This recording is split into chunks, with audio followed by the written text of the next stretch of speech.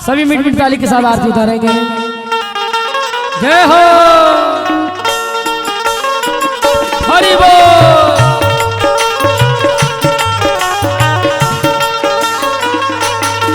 श्री भागवत भगवान की है आरती, पापियों को पाप से है तारती। श्री भागवत भगवान की है आरती, पापियों को पाप से है तारती। हरि बोल। दोनों हाथ उठाकर बाबा के सामने मिट्टी ताली के साथ। ये अमर ग्रंथ ये मुक्ति पंक्ति, पंचमी में दिन निराला, नवी ज्योति जगाने वाला।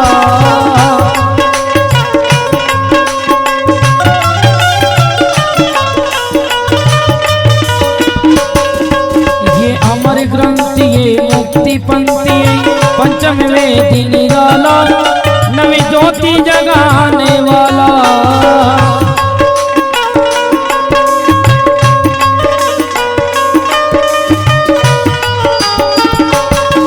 हरि नाम यही हरि ज्ञान यही, हरि नाम यही हरि ज्ञान यही, जग के मंगल की आरती, पापियों को पाप से है तारती। श्री भागवत भगवान की है आरती, प्राणियों को पाप से है तारती। हरि बोल।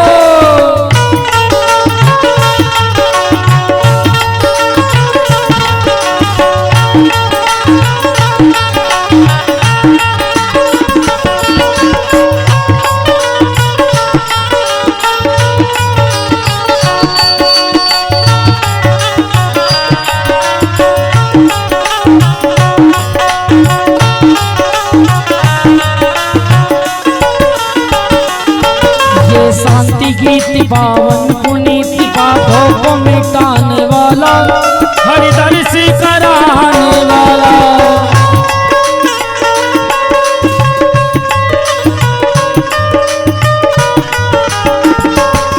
ये शांति गीत पावन पुनीत पापों को मिटाने वाला, हरि दर्श कराने वाला।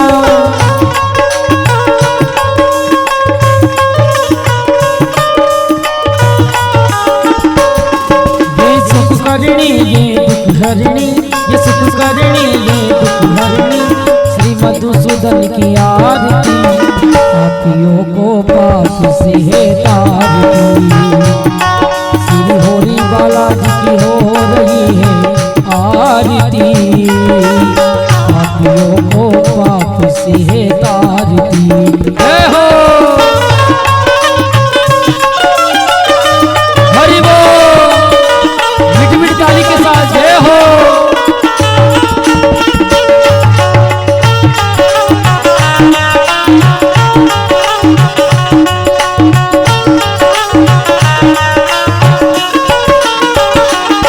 ये मधुर बोल जगपंथी खोल, सत्य मार्ग बताने वाला, बिगड़ी को बनाने वाला।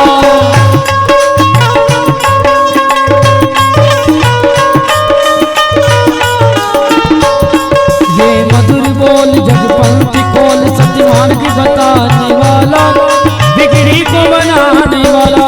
श्री राम गई घनश्याम गई, श्री राम गई घनश्याम गई, प्रभु की महिमा की आरती, पापियों को पाप से है तारती। श्री भागवत भगवान की आरती, पापियों को पाप से है तारती। जय हो।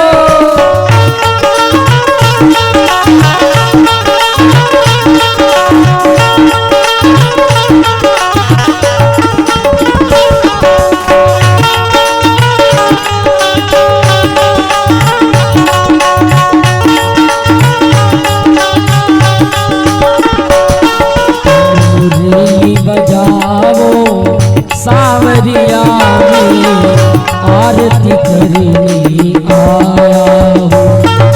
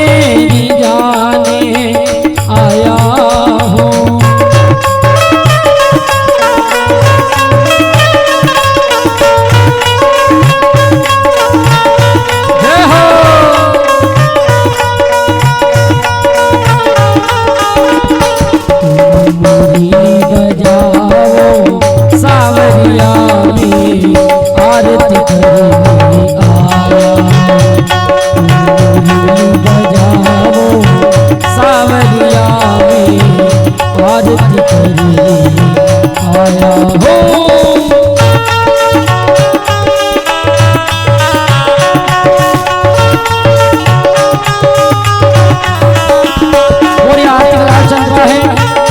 सभी भक्त संयोजन ने अपने दोनों हाथ उठाकर उसी भागवत श्री सावलिया की श्री हरि बालाजी की हो रही आरती। पापियों को पाप से है तारती, श्री हरि बालाजी की हो रही है आरती।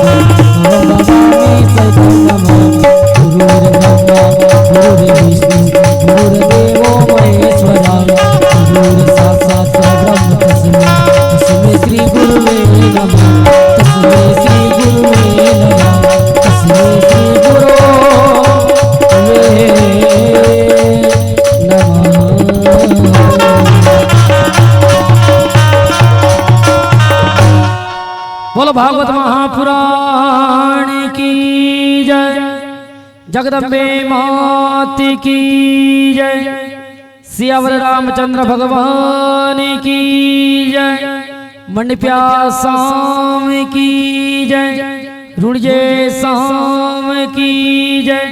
शिव नमो पार्वती फतेह हर हर महादेव हर। सभी अपने हाथ में चाल पुष्प लेकर के मंत्र पुष्पांजलि करेंगे। हरि ओम माया जंत देवास्तानि धर्माणि प्रथमान्यासन्न तेहनाकं महिमानः सचन्त जतरा पूर्वे साध्याः सन्ति देवाः। ओम गंगणपतये नमः। एकदन्ताय विद्महे वक्रतुण्डाय धीमहि तन्नो दन्ते प्रचोदयात्। ओम भगवते कात्यायन्यै च विद्महे कन्याकुमारी च धीमहि तन्नो देवी प्रचोदयात्। ओम दाशरथाय विद्महे जानकी नाथाय धीमहि तन्नो श्रीरामः प्रचोदयात्। ओम तत्पुरुषाय विद्महे महादेवाय धीमहि तन्नो रुद्रः प्रचोदयात्। ओम वृषभानुजाय विद्महे कृष्णप्रियाय धीमहि तन्नो श्री कृष्णः प्रचोदयात्। ओम नंदनंदनाय विद्महे यशोदानंदनाय धीमहि तन्नो श्री कृष्णः प्रचोदयात्। नाना सुगंधि पुष्पाणि ढाकालध्वानि च पुष्पाञ्जलिरमया दत्त गृहाणां परमेश्वर समन्त्रक मंत्र पुष्पाञ्जलिं समर्पयामि। सभी अपने स्थान पर प्रदक्षिणा कीजिएगा। यानि कानि च पापानि च नवान्तर कृतानि च तानि सर्वाणि नश्यन्तु प्रदक्षिणायां पदे पदे। बोलो गजानंद गणपति महाराज की जय, सांवलिया सेठ की जय, गिरिराज धरण की जय, हनुमान जी महाराज की जय, रामचंद्र भगवान की जय, हनुमान जी महाराज की जय, श्रीमद् भागवत महापुराण की जय। ओम नमः पार्वती पतये हर हर महादेव हर हर।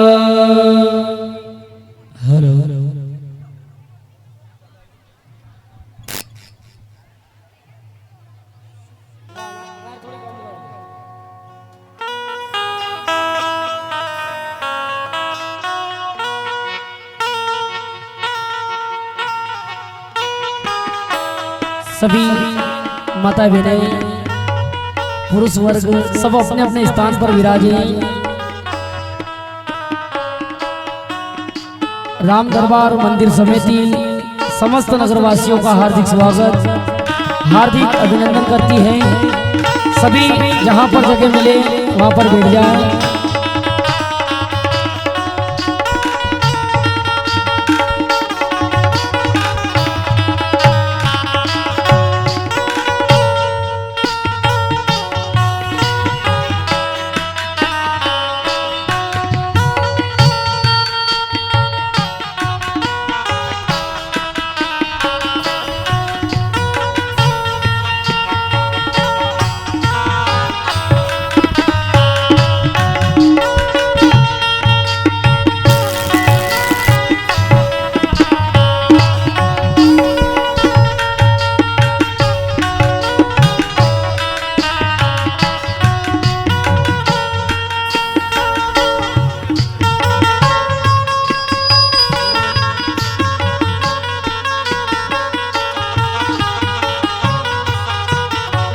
जो भी गुरु मंत्र के इच्छुक हैं वे महानुभाव माता बहनें अपना नाम यहाँ पर अंकित करवा सकते हैं, लिखवा सकते हैं। हमारे सोनू गुरुजी उनके पास एक कापी है, जो भी गुरु मंत्र लेना चाहते हैं भी अपना नाम लिखवा दें।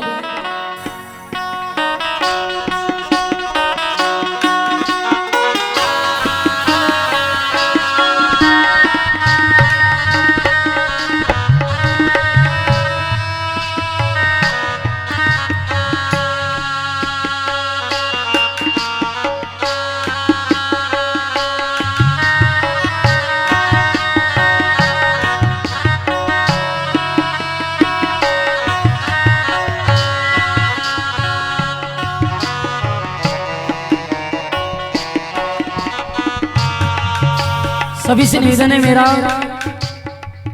परम पूज्य गुरुदेव हमारे बीच में पधार चुके हैं। सभी माता बहनों से भी मेरा निवेदन है कि आप नीचे बैठ जाएं, सभी बातें नहीं करें, सभी विराजे बैठे।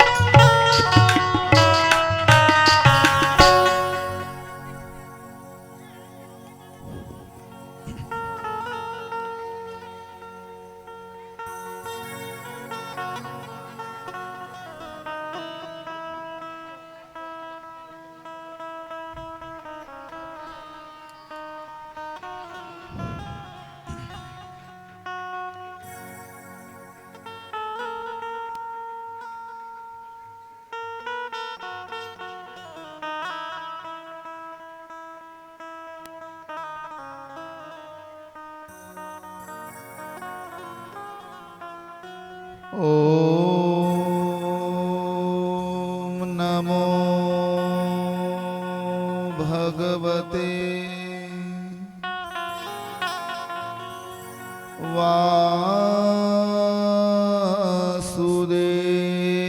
वासुदेवाय।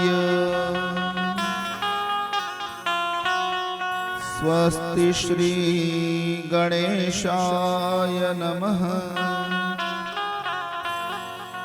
श्री सरस्वत्यै नमः। श्री गुरुभ्यो नमः। वंशे विभूषितकरा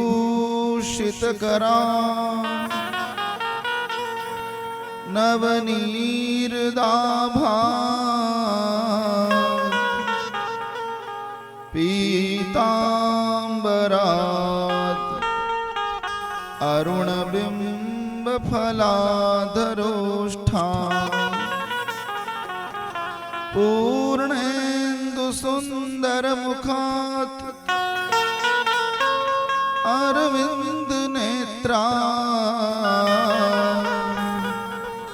कृष्णात् परं किमपि तत्त्वमहं न जामि। कृष्णत्वदेयपदपङ्कजपञ्जरान्ते आद्यैवमेव विशतो मानसराजहंस।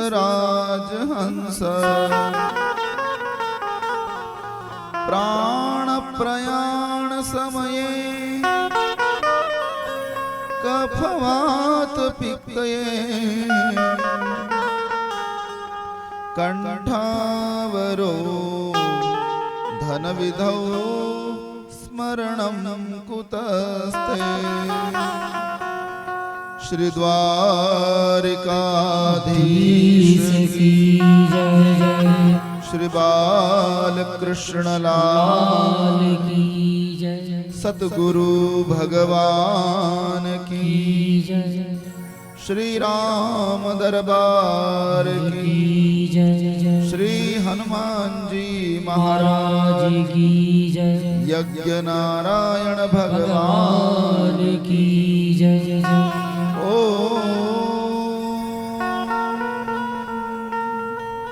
नमः पार्वती पतये हर हर महादेव हर।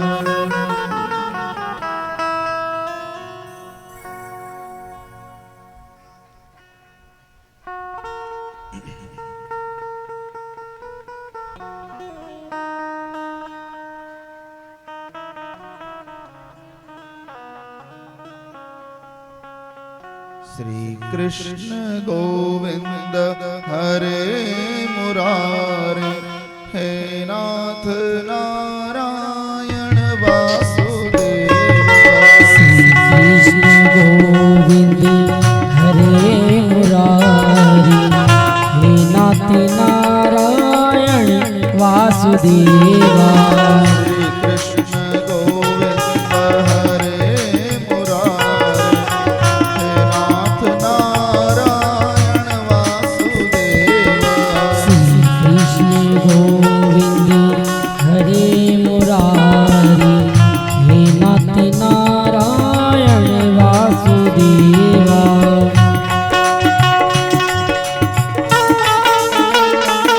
सभी मित्र ताली के साथ भजन को गाएंगे, गुनगुनाएंगे। हरि बोल।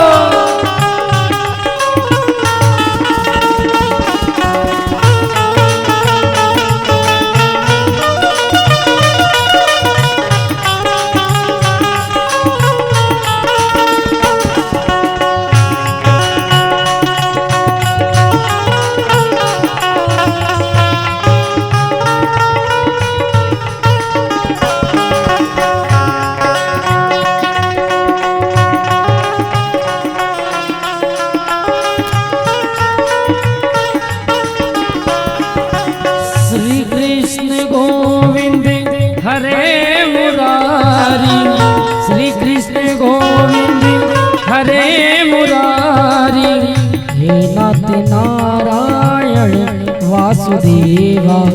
श्री कृष्ण गोविंद हरे मुरारी हे नाथ नारायण वासुदेवा।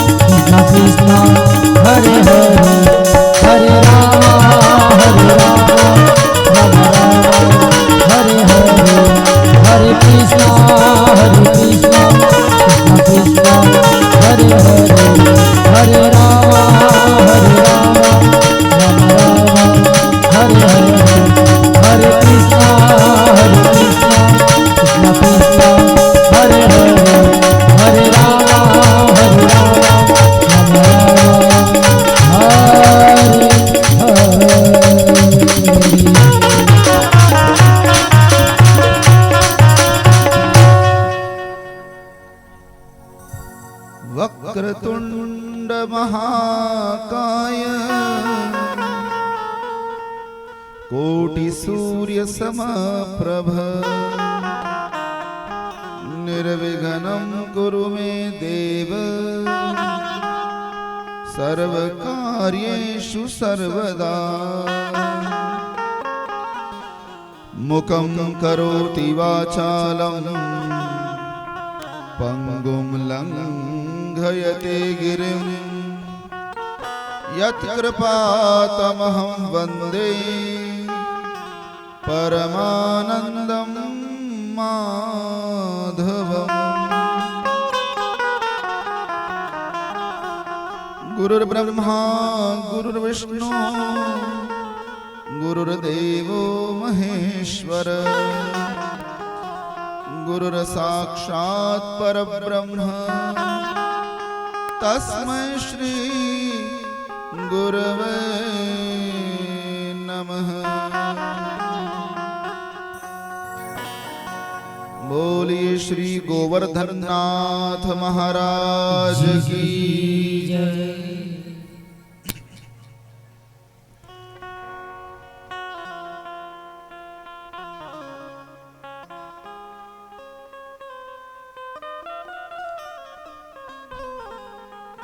आइए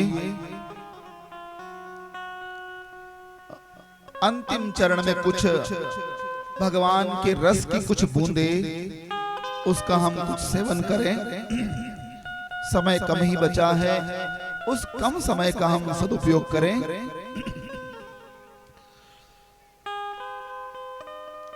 हमारा जीवन पानी की तरह बह रहा है। बहते हुए इस पानी में से एक लोटा भर लो और शिव को चढ़ा दो। जो चढ़ जाएगा वो कुछ पा जाएगा, अन्यथा ये पानी बह जाएगा। बहने वाले इस पानी को अगर सदुपयोग करना है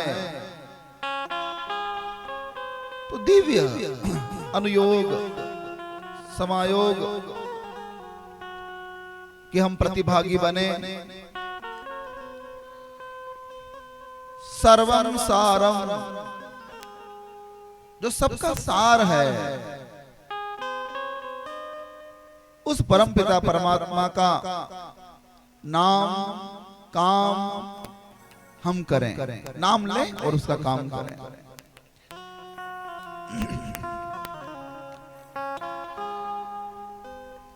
परमात्मा परीक्षा से नहीं मिलता, परमात्मा प्रतीक्षा से मिलता है। परीक्षा करते रहो करते रहो, उससे परमात्मा मिलना नहीं है। तुम मन लगाकर थोड़ा जतन करो, प्रयास करो और क्या करो, प्रतीक्षा करो। हम प्रतीक्षा करें, कृपा होगी हरि की, वे हमें प्राप्त होंगे, इसमें कुछ भी संशय नहीं है। बस तुम प्रतीक्षा करो। भगवान की हम करें प्रतीक्षा और खुद की करते रहे समीक्षा। यह बड़ा बड़ा जरूरी है। समीक्षा कैसी कि मैं अब तक कहां पहुंचा, मैं अब तक कहां पहुंची, उस बात की समीक्षा। जैसे परीक्षा आती है तो छात्र अपनी समीक्षा करता है कि मैं कितना पढ़ी, मैंने कितना होमवर्क किया, मेरी पढ़ाई में कितना दम है, मैं कितने % ला सकती हूँ, मैंने कितनी मेहनत करी। ये समीक्षा, इसको बोलते हैं समीक्षा। हम अपनी समीक्षा करें और जब परीक्षा दे दो तो फिर क्या करते हैं हम, प्रतीक्षा, रिजल्ट की प्रतीक्षा करते हैं। तो रिजल्ट है भगवान, जिसका हमें लाभ मिलने वाला है, जिसका हमें फल मिलने वाला है, हमारी मेहनत का फल मिलने वाला है।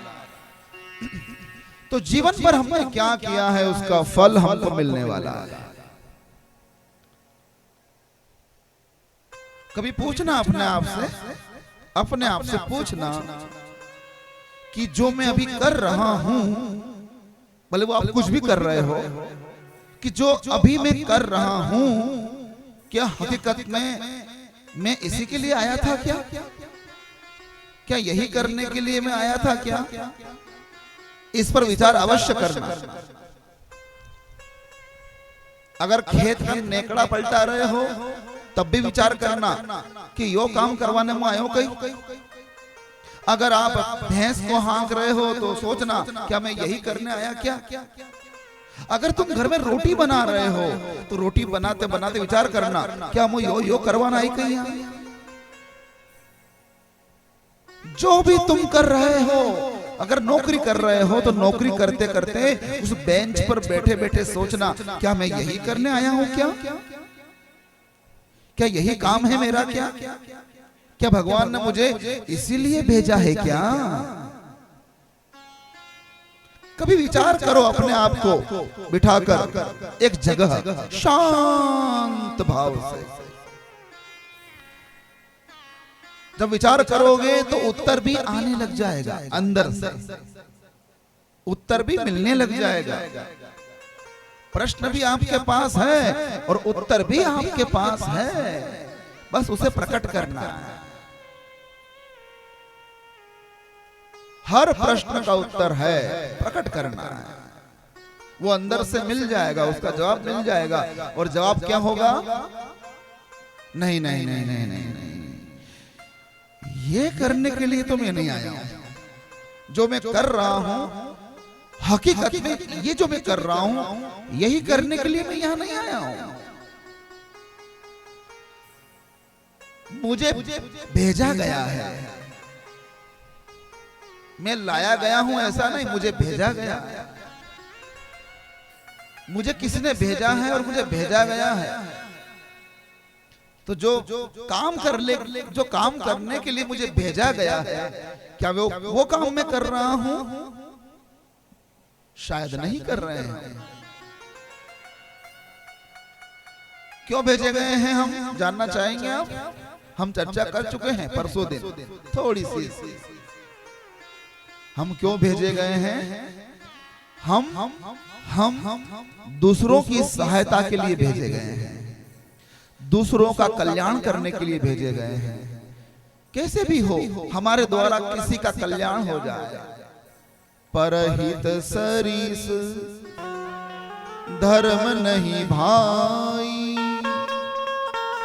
पर पीड़ा सम नहीं अधमाही। परहित सरिस धर्म नहीं भाई। श्री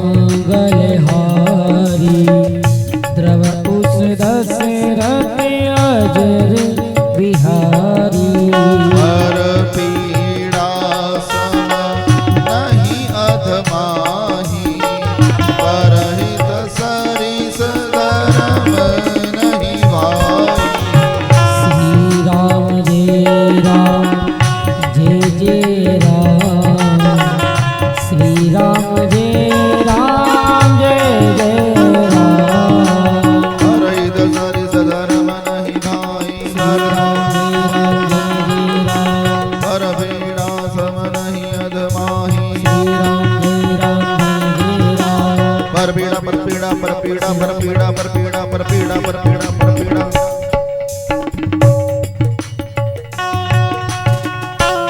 पर पीड़ा सम नहीं अधमाही पर हित सरिस धर्म नहीं भाई। परायों का हित करने के समान कोई पुण्य नहीं। अरे तुम माला जप लो, उससे ज्यादा पुण्य तो किसी के तुम काम आ जाओगे तो उससे ज्यादा पुण्य मिल जाता है।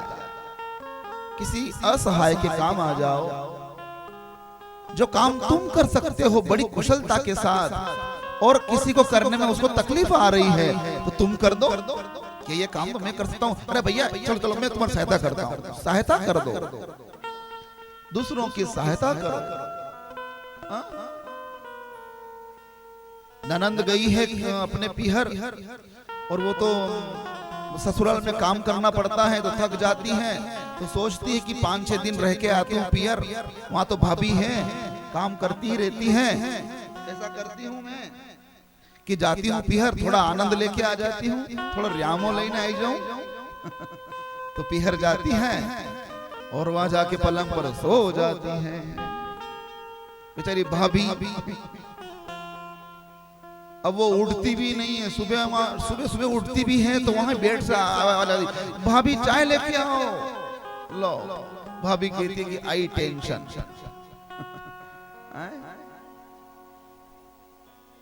अरे काम आओ वहां जाकर के भाभी की ऐसी सहायता करो, ऐसी सहायता करो कि भाभी वारी वारी जाए।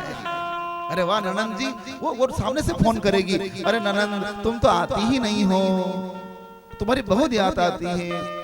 और अगर तुम वहां काम कराओगी तो वह फोन नहीं करेगा, वह फोन करेगा लेकिन आवारा कहीं नहीं या आवे चंदन चंट में आवे मन काम करावे अंतिम न बुलानी इसको नहीं।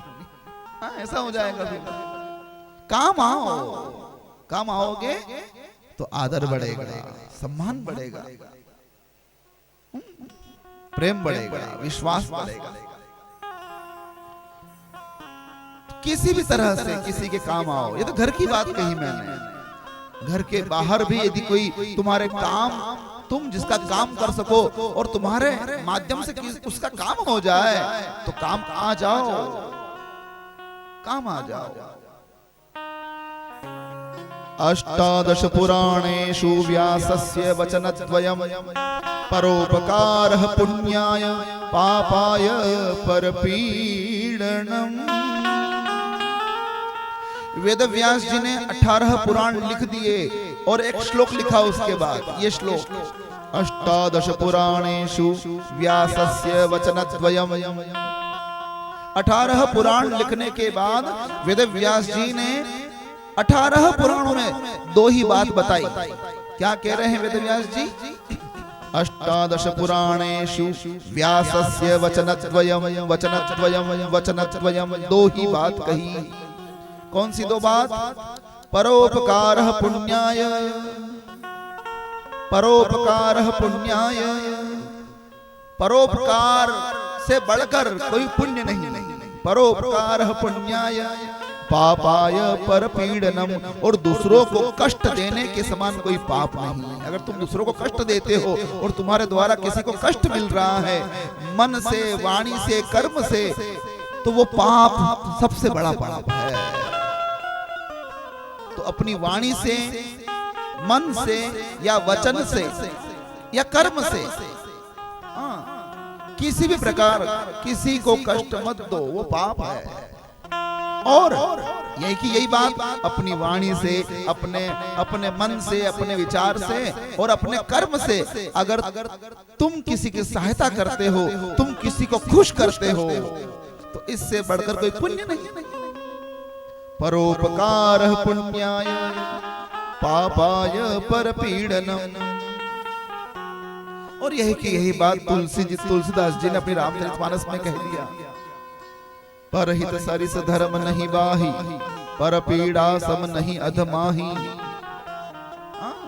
दूसरों की सहायता से बढ़कर कोई पुण्य नहीं, और दूसरों को दुख देने से बड़ा और कोई पाप नहीं।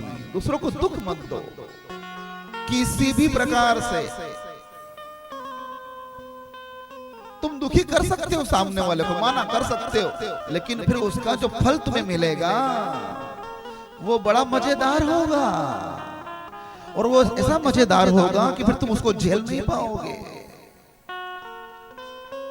तुम रत्ती भर किसी को कष्ट दोगे, लेकिन तुम्हारे ऊपर 1 कुंटल की बोरी जितना बोझ पड़ने वाला है, उसके बाद रिटर्न मिलता है, रिटर्न मिलता है। जिस प्रकार आप किसी को 1 लाख रुपए उधार देते हो, तो वो तो लाख रुपए देता है, लेकिन ब्याज भी देता है ना, देता है ना। तो कर्म का फल भी ऐसा ही है। तुम किसी को कष्ट दोगे तो ब्याज सहित तुम्हें दंड मिलेगा, ब्याज सहित तुम्हें दंड मिलेगा। तुम तैयार रहो फिर उसके लिए, ऐसा करो ही मत कि दंड मिले। कायेन वाचा मनसेन्द्रियैर्वा बुद्ध्यात्मना वा प्रकृते स्वभावा करोमि यद्यत् सकलं परस्मै नारायणायेति समर्पयेतत्। कायेन वाचा मनसेन्द्रियैर्वा,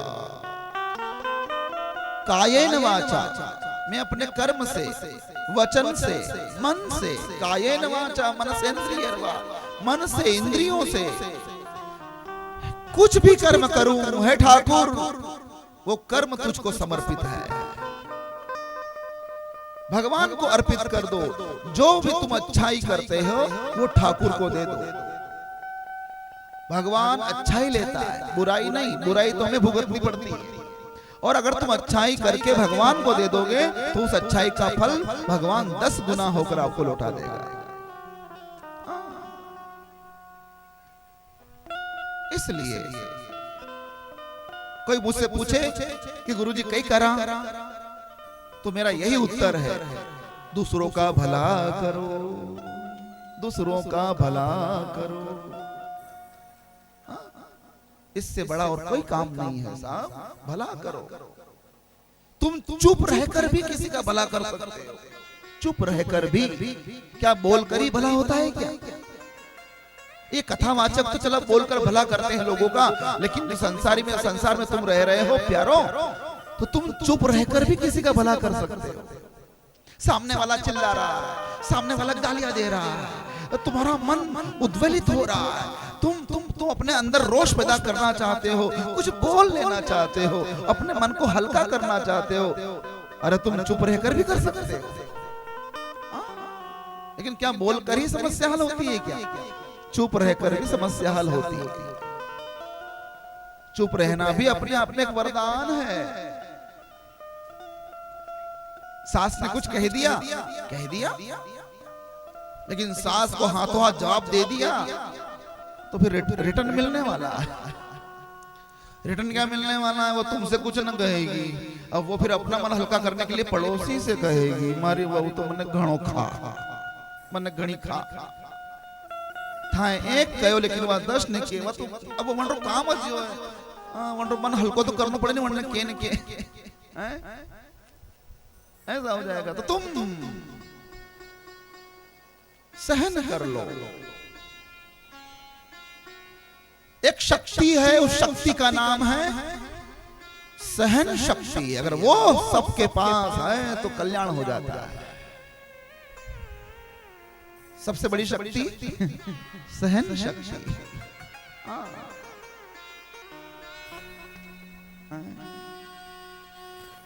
इसलिए वो शक्ति हर स्त्री के पास, पुरुष के पास हो,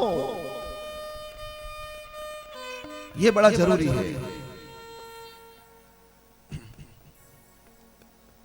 वो जरूरी है,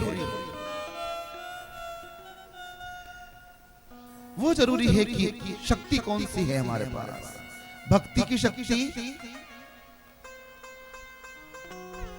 लेकिन भक्ति की शक्ति हो, सहन शक्ति हो, और सबसे बड़ी शक्ति क्या है? को आत्मशक्ति।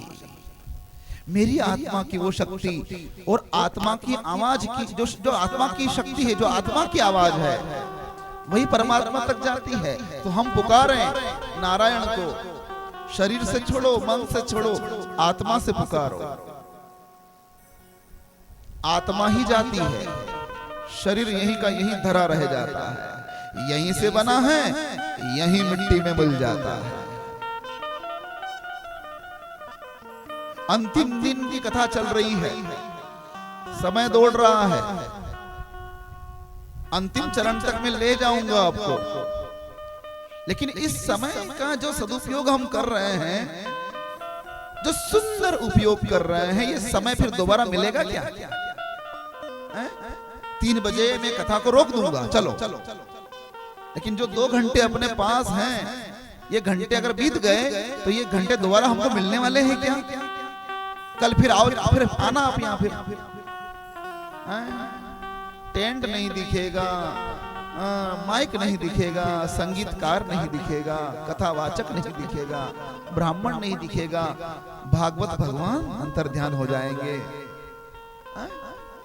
तो जो भी हमारे पास अभी और अभी जो है वो हमारा है, उसका हम सदुपयोग करें, वो है समय। आरंभ में मैंने कहा है, समय जा रहा है, पानी की तरह बह रहा है। इस बहते हुए पानी में से एक लोटा जल भर लो और शिव जी को चढ़ा दो। तो जो चढ़ाया गया जल है शिव जी को, वही जल श्रेष्ठ है। बह रहा है, पानी बह रहा है, श्वासें जा रही हैं। इन जाती हुई श्वासों में से कुछ श्वासों का जल बना लो और सत्संग कर लो, भगवान का भजन कर लो, थोड़ा जतन कर लो। ये जतन ही, ये भजन ही कल्याण करेगा। मौज करो, लेकिन थोड़ा सोच करो, विचार करो।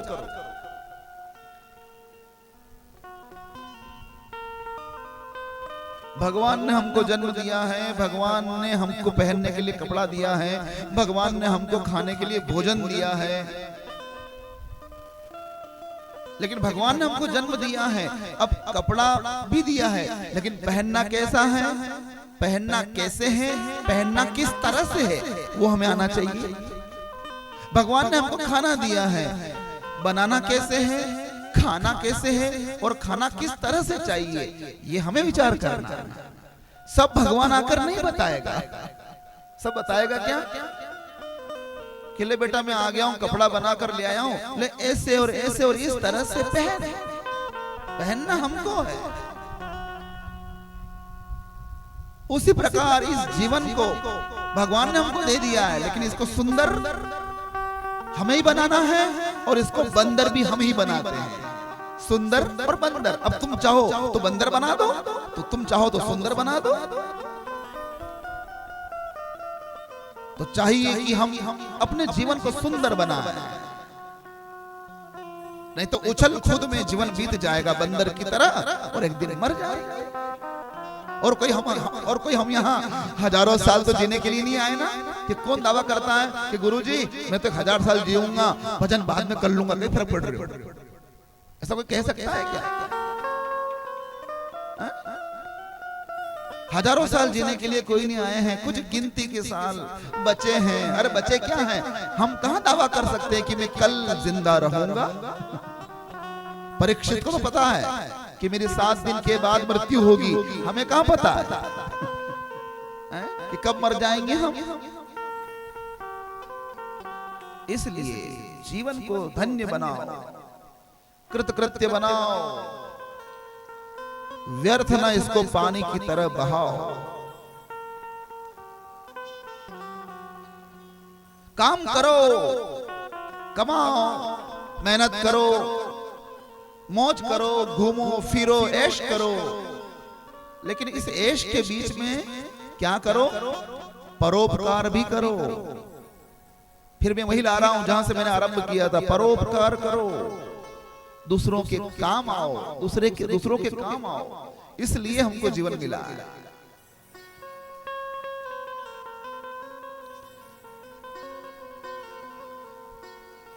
परोपकार पुण्याय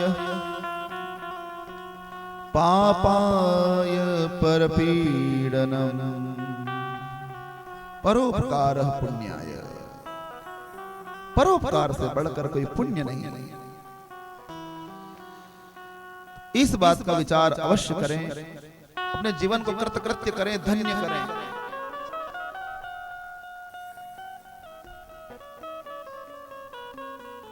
कई प्रकार की वासनाएं ही हमारे जीवन को पुनः पैदा करती हैं। वासना ही जीव के पुनर्जन्म का कारण बनती है। अगर हम पैदा होके आए हैं, अगर आए हैं, तो इसका सीधा अर्थ है हम वासना में पहले फंसे हुए थे, उस वासना का दंड भुगत रहे हैं। सीधा उत्तर है इसका। कहीं ना कहीं हमारे मन में वासना रही हुई होगी, इसलिए हमारा जन्म फिर से हुआ, पुनर्जन्म हुआ। वासना ही जीव के पुनर्जन्म का कारण बनती है और उसे मौका देती है कि अब तो सुधर जा, अब तो कुछ गलतियां करी तेने, उसमें सुधार कर ले और इस भवसागर से तर ले और जन्म मृत्यु के चक्कर से अपने आप को छुड़ा ले। अगर नहीं छुड़ा पाया तो फिर मर जाएगा और फिर पैदा होकर आना पड़ेगा। जो बच्चा एक ही कक्षा में बार बार फेल होता है तो उसे उसी कक्षा में रहना पड़ता है कि आगे कक्षा में जाता है क्या वो? अगर फेल हो गए हो तो क्या टीचर पास करता है क्या वो 5वीं से 6वीं में भेज देता है आपको? क्या नहीं भेजता है। 5वीं में हो तो 5वीं में ही रहना पड़ता है। फेल हुए हो 5वीं में रहो, फेल हुए हो 5वीं में रहो। अगर तुम जीवन की कक्षा में फेल हो जाओगे तो बार बार तुम्हें इसी जीवन की कक्षा में आना पड़ेगा, मर मर कर, जब तक तुम पास नहीं हो जाते। ये जीवन की कक्षा चल रही है, हमारी परीक्षा चल रही है, ये मान के चलो।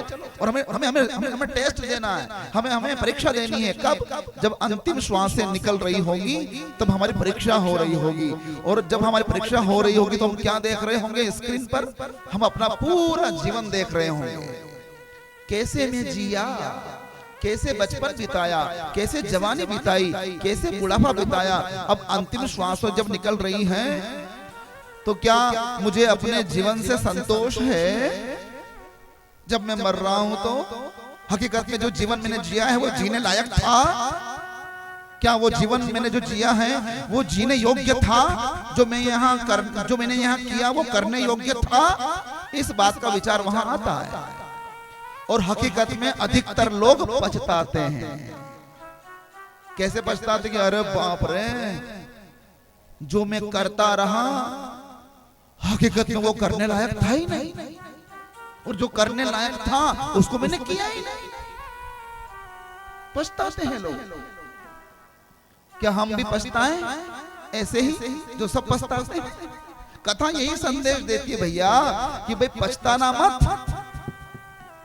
जब मर रहे हो तो पछताना मत, एक संतोष लेकर मरना। हाँ, मुझे अपने जीवन से संतोष है। श्री हरि ने मुझको भेजा था जिस काम के लिए, उस काम को मैंने संपादन किया है। हरि मैं आपके चरणों में आ रहा हूं। इस आनंद के साथ कोई मरता है तो वो मरना कल्याणकारी होता है। बाकी मर गए बस, क्या किया? सोए उठे खाया पिया घूमे फिरे, सोए उठे खाया पिया घूमे फिरे, सोए उठे खाया पिया घूमे फिरे, सोया उठे एक दिन मर गए। ये किया अपनी आत्म कल्याण के लिए क्या किया? आत्म कल्याण के लिए तूने भजन नहीं किया, आत्म कल्याण के लिए तू किसी के काम नहीं आया। ये टेस्ट है और यही परीक्षा है। तुम किसी के काम आओ, जो तुम्हारे पास संपत्ति है भले वो कम हो तो कम के अनुसार काम आ जाओ। कौन कहता है आपसे कि तू 10 लाख दे? अरे 10 रुपए दे दे, तेरी क्षमता है उतना दे दे, किसी की सहायता कर, किसी का काम आ जा। मेरा करके तो जिंदगी बीत जाती है और जिसके लिए तू मेरा कर रहा था वो तुझे ठुकरा देता है। जिस घर के लिए तू कहता है ये घर मेरा, वो घर जब तू मरता है तो घर कहता है गो गो गो।